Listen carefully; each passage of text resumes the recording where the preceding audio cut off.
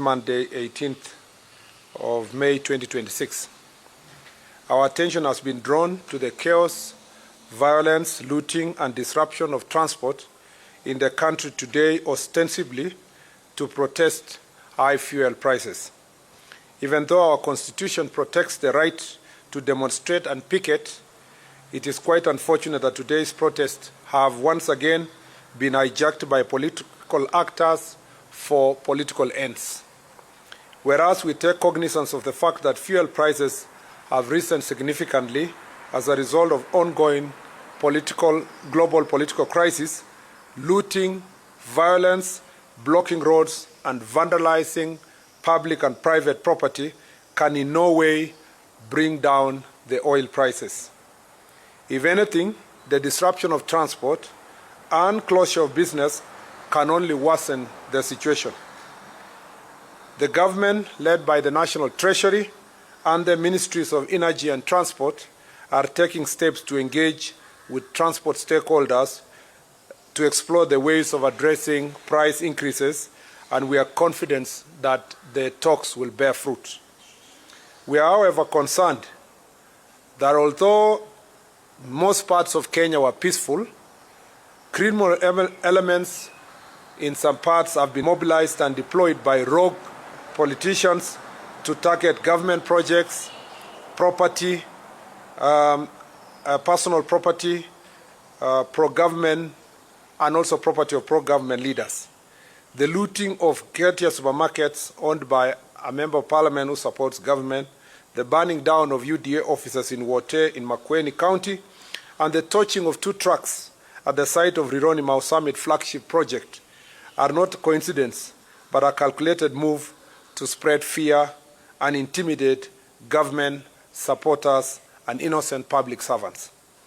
Coupled with the recent violent attacks on Ms. Rachel Wandeto, who passed on this morning, we are witnessing a clear scheme where a section of political class is making incendiary statements to fund intolerance and ethnic bigotry and organizing gangs to spread terror, sabotage government projects, and profile and intimidate those of different political opinion, especially those who support government. We wish to reassure the country that the government will do everything in its powers to protect lives and property, and at no time would lawlessness be allowed to take root in any part of our country. We will intensify our fight against organized crime and its sponsors who are hell-bent on propagating anarchy. The full force of law will be brought to bear on the organizers of today's violence and wanton destruction of property. In fact, it is about 348 of them have already, perpetrators have already been arrested. It is quite unfortunate also that 4 Kenyans in today's violence, which also saw more than 30 people, it's unfortunate that we lost 4 Kenyans in today's violence, which also saw more than 30 people injured. It is very regrettable that there are politicians in this country who measure the success of opposition to the government by the number of innocent lives lost in the demonstrations they organize. This is the lowest form of politics and the most wicked manifestations of self-interest. To the leaders who have been profiling Kenyans of different political opinion and calling them traitors, we shall hold you personally responsible for the lives lost and property destroyed as a result of your statements. You will be answerable now and in the future. I commend Kenyans who went about their business in peace, and actually, largely in most parts of the country, Kenyans went about their business in peace, but also there are some public transport owners who protested in peace by just keeping off the transport system without really interrupting other people's lives. And we regret, in some cases, disruption of transport and businesses that have been looted, including a supermarket in Naivasha, which, as by the time we were coming here, was still facing invasion by goons. Let us remain calm as Kenyans as relevant government agencies address the issue of fuel prices. To those traveling, our security agencies are under instructions to ensure our safety. All the roads that were blocked have now been cleared and are ready for safe passage. I thank you. I will take. I just want to emphasize here that we appreciate Kenyans have many Kenyans in many parts of the country, and especially the matatu owners, the transport industry. They went about their protests peacefully, ensure that their vehicles were not on the road, but in no way did they disrupt other people's businesses. But in some cases, we know that the usual political actors took advantage of the protest to organize goons, gangs, and criminals who attacked businesses, particularly in Naivasha, in Nyeri town, slightly in parts of Kithurai, a small part of Kirinyaga. There was an attempt in Rongai and in Kitengela, and a particular attempt in Kakamega to invade the NCB, National Cereal and Produce Board's stores to loot the property there. Otherwise, in the rest parts of the country, it was peaceful, including Nairobi CBD. I will take a few questions. Okay, thank you. My name is Kenya from People Daily. Just wanted to know the 4 people who lost their lives, under what circumstances they lose, and then the issue of petroleum. I mean, is there a likelihood of the price decreasing? That is the demand by the matatu sector. Thank you. One is that as for those who lost their lives, investigations are ongoing. It will establish exactly whether it is persons or criminals who came into attack with police officers, or is it goons or criminals who attacked civilians. So we leave that to the investigators to establish the exact situation, whether these are innocent civilians, innocent citizens, or were they criminals who died in the process of being apprehended or being dealt with. And on the question of oil prices, as you may be aware, there is an ongoing meeting now between the ministries of Treasury, Transport and Energy with the stakeholders in the transport sector. And we expect that and believe that they will reach an amicable resolution on the protest itself and the way forward on the question of oil prices. But, nobody is a visitor in Jerusalem. The world is such an open place. We all know why these prices are high. And I appreciate Kenyans who are going about this issue peacefully. We understand the impact, not just on the economy generally, but also directly household income. And we sympathize with the situation. You know that the government already subsidized, reduced fast taxes, and then used the oil subsidy to try to contain the escalation of prices. And I believe that anything that can be done will be done to ensure that we protect our country. But let's be honest, as a country, sometimes, because everybody's trying to look good, including even those who are in government, sometimes we don't face directly and tell people exactly how serious that situation is. The situation that is happening in the Strait of Hormuz and the fights in Iraq and the whole disruption of the oil supply chain is actually very serious. And many countries are suffering. Our neighbors, a number of countries in our neighborhood, don't have fuel in the first place. Forget about the prices. They don't have it. Some countries have told their citizens to stay home and work from home. In some cases, you have situations where people are rationing so that you can get certain liters of fuel per week. This is very serious in other countries. But because of the foresight and the G2G program, we at least have guarantee of supply of the fuel, even if it's in a higher price. There is a guarantee. It would be worse if we completely didn't have fuel. it would be even worse. And we need to face this situation directly as citizens of Kenya, to tell ourselves where are we, what is the situation in the world, and where should we go to, how much of our taxes should be used to contain the oil prices, and whether, that is, to what extent that can resolve the problem. So this is a conversation that is ongoing, and I want us to do it in a civilized environment. Those who have contrary opinions to bring their opinions on the table, and not really engage in acts of violence. And that's why I'm saying today was, however much we witnessed some lawlessness in some areas, largely, I can say maybe 98% of the country was secure, even 99%.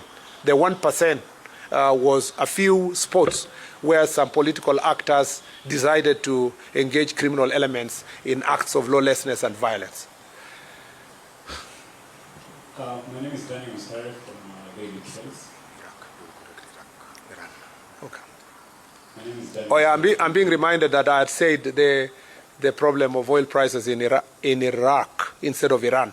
So if there was that kind of slip of the tongue, I will please go and correct you accordingly. Yes. My first question is, you are among the people who largely fought the previous government about the fight that is happening right now. Absolutely. And you say that fuel prices are not supposed to be hiked because of the fight. Yeah, absolutely. Now we are here. The prices are hiked. Agitation is there. We keep on losing people every single day.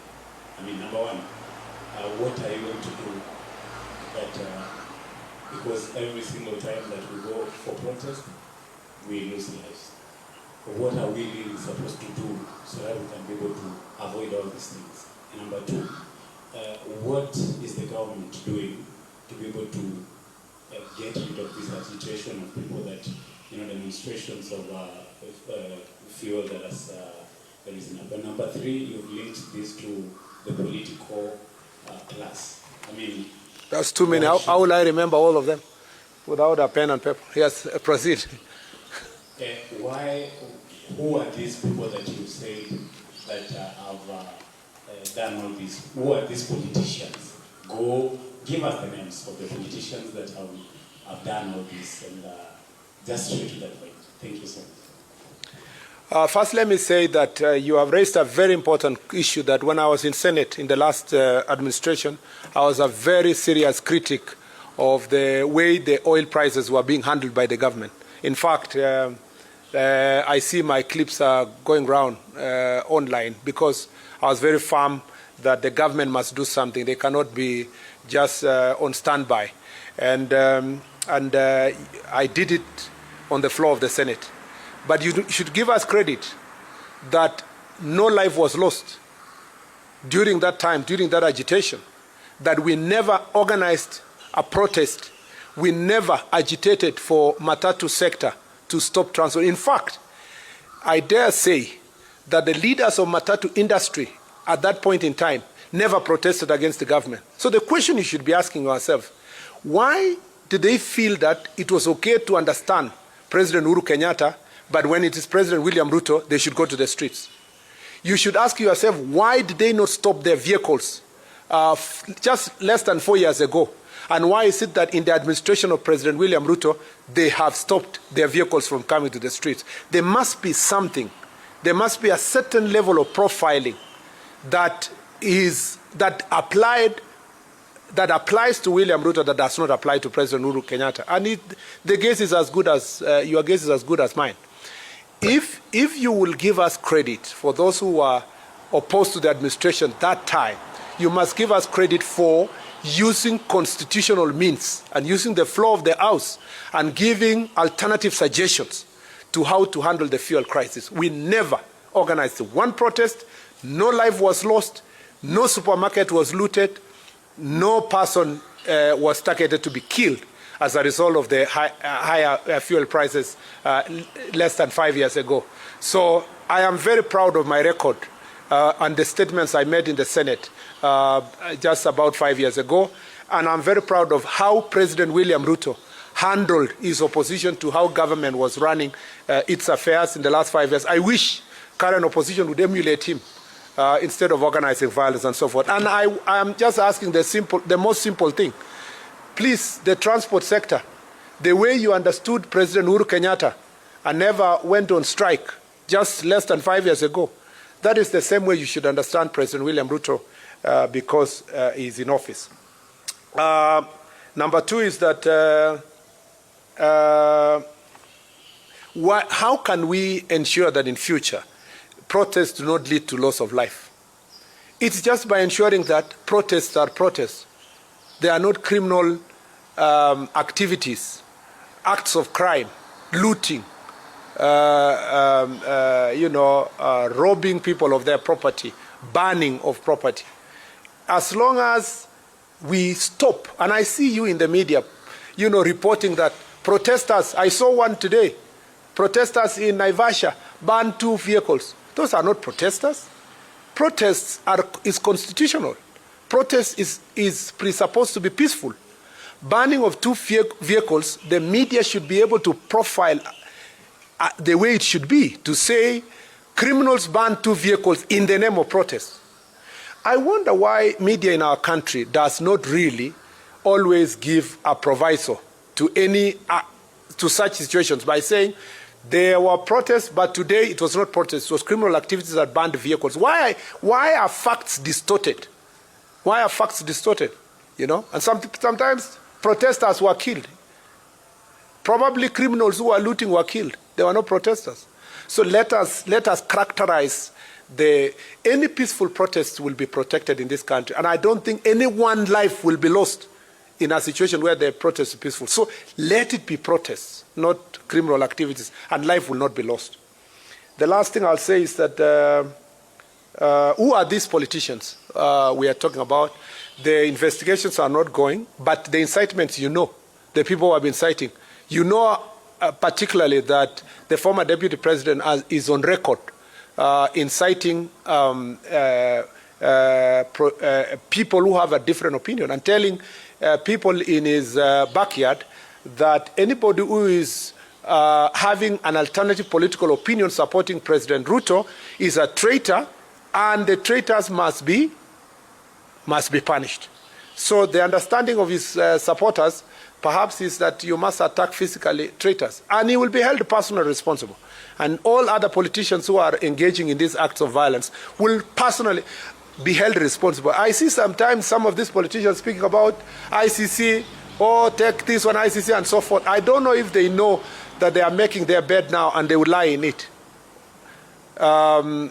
So it is important for every one of us to become aware of of their own acts. And we will take the necessary legal steps to bring all of them to face the law.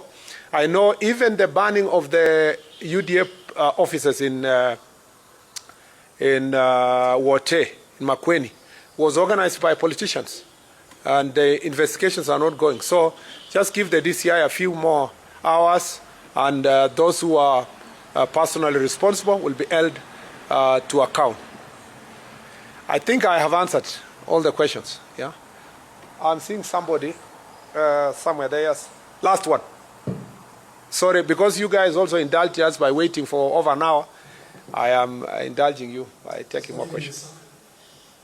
There's a dictatorship about the Kenyans. Their crime. Why landlord countries, their prices are always down? Yet they're getting their fuel from the same port, which is the Mombasa port, including the Ethiopia, which is very, very low than Kenyans.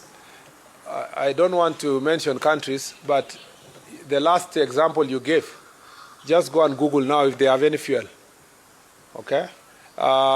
Even some of our neighboring countries already, they are rationing their fuel by telling the motorists they will take only a certain amount per week. So Kenya is different. We are a different economy. We have different challenges, and we have different approaches to issues. But I don't think in the next few days you will be willing to ask the same question in terms of comparison of price, because the information we have is that as days go by, everybody is feeling the impact, even by our neighbors. So that difference you're speaking about is not significant enough for you to measure the difference. Let's give it another 2 weeks and let's have that discussion again. But the most competent institution to respond to your question, of course, is the Ministry of Energy, and you know, because of the meeting they have at the moment and the Treasury and so forth, they will answer that question accordingly. The question you should also be asking is that how come in many countries where they have higher fuel prices, why are they not protesting by stopping public transport? Logically, the fact that the fuel is there should have guaranteed public transport, maybe at some slight higher cost. Then when government comes in, they would ask themselves, do we cushion the fuel prices or cushion the service provider by giving certain subsidy? But to say the fuel is there and you are not going to be able to continue public transport, I think it's unfortunate. And I'll tell you, just ask yourself fundamental question. There is a reason why 5 years ago, under the leadership of President Uhuru Kenyatta, the public transport owners do not go on strike. And they decided in this particular time, at this particular time, in the administration of President William Ruto, they went on strike. That is a question that should prick your conscience and the conscience of any person who is willing to think through this issue. Asanteni sana. May God bless you. Thank you very much.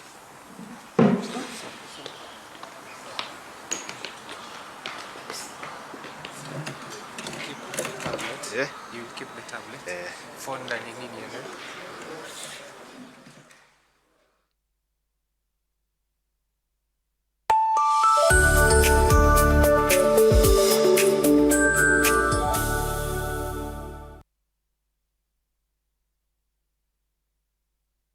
Hello, adventurers. My name is Zuri. Hello, kiddos, and my name is Bobo. Are you ready for the most exciting adventure ever? Yay! Come join us on the Alphabet Adventure Show, where we learn letters, sing songs, play games, and go on magical adventures together. Every week, we discover new words, amazing stories, fun colors, animals, dancing, and surprises waiting just